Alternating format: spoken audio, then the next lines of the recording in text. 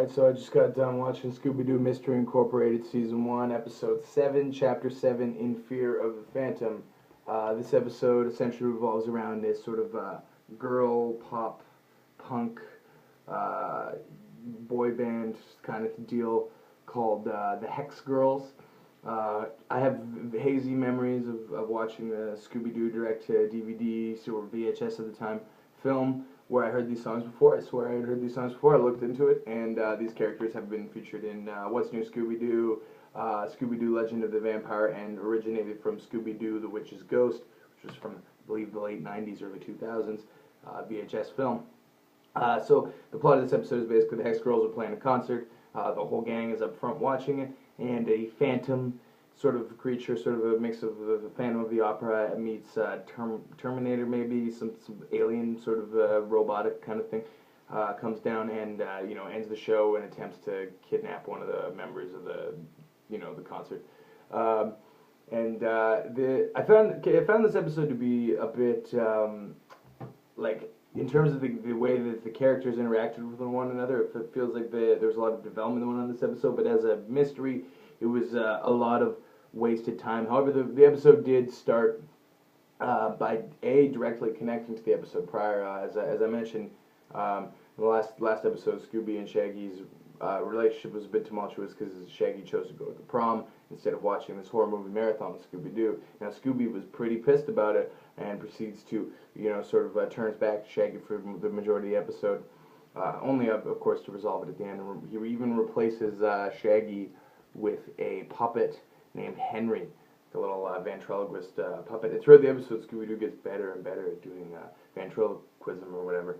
And so the Hex Girls, Velma is the biggest fan of the Hex Girls, but because of her sort of fangirlish attitude, Daphne ends up joining the Hex Girls for a few shows as, sort of experience a decoy for when the Phantom shows up. There's a lot of discussion as to whether or not to shut down the rest of their tour or to keep going on. Velma doesn't really worry about it. Velma does not play much of a role in this episode other than being a big fan of the Hex Girls. Daphne somehow can sing these songs exactly like the lead singer, which is, you gotta suspend your belief for a little bit there. But that's cartoons, I guess. So on Wikipedia, they refer to the Hex Girls as an eco-goth rock band. That's what they call them, eco-goth rock band. And I found that, like, eco-friendly. This is very, very odd to me because there was no reference to that, and from what I recall, there really wasn't anything about them that was eco-friendly. That might, maybe it's in a later episode of this series. We'll find out. We will find out together. So when Daphne does this, her and Fred are going through quite a lot in this episode, and that Fred sort of is like, I don't want to feel feelings. I don't want to be a guy, I don't want to feel feelings, or something like that. There's a lot of Fred talking about being a guy, or I'm not a guy. I'm not a guy. He says that a bunch. I'm not a guy. I have feelings. I have feelings for traps, and I have feelings for you, Daphne. And the double entendre just keeps going further and further and further. I'm not a guy. I just have feelings for traps and you, Daphne. Yeah. I'm an un-guy. That's what he says. He says, I guess I'm an un-guy. Fucking ludicrous. So Daphne writes a song for Fred that she sings with the Hex Girls called, what was it called? Trap of Love. And it's about how love is a trap. Man, like, I don't remember any lyrics from it. Uncage my heart. It's pretty funny. She really does, like, find herself by being a part of this Hex Girls band. She definitely, like, Daphne is quite a bit of very sensitive, very I don't know if I should use the word submissive.